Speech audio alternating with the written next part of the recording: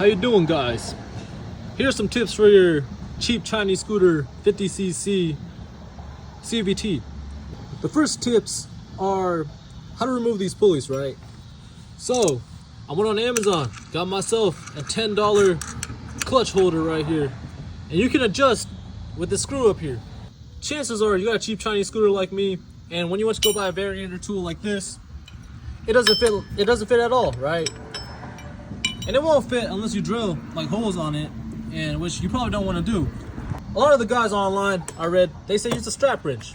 Well, that doesn't fit because of the starter thing right here, right? So what I did was, inspired by the teeth right here, right? I went to my local Harbor Freight, picked up an oil filter wrench with like the same exact type of teeth. When you want to tighten it, have it up against your center stand, have it up like this. You know, it's not perfect because I'm not tightening it right now, right? You know, at least have some of the teeth in there so you don't accidentally snap off the teeth. It's pretty thick, so it probably shouldn't do that. And if you want to loosen it, right, you know, have it up like this, and as you turn it, it'll go up against the clutch bell right here, which is pretty solid. Speaking of that nut right there, the next tip is change out that nut, right? This nut right here, that's the OEM nut. Just turn it over. That is terrible. This washer, the more you start tightening and loosening, it gets squished, right? And it's not the same anymore, right? The more you do it, like the threads inside are messed up. It failed on me, right? So I did some thinking, and I got the serrated flange nut at my local Do It Best, right? It's a thick full washer. This teeth right here, it bites into the metal, so it doesn't really loosen.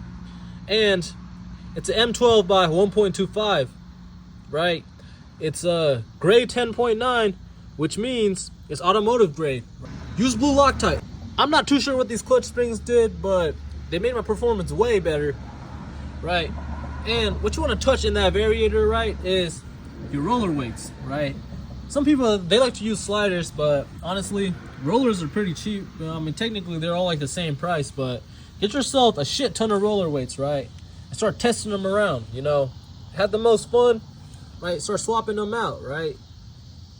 And change out your transmission fluid to actually good transmission fluids. Change out your belt for like a better one. Trust me, you don't want that cheap Chinese belt.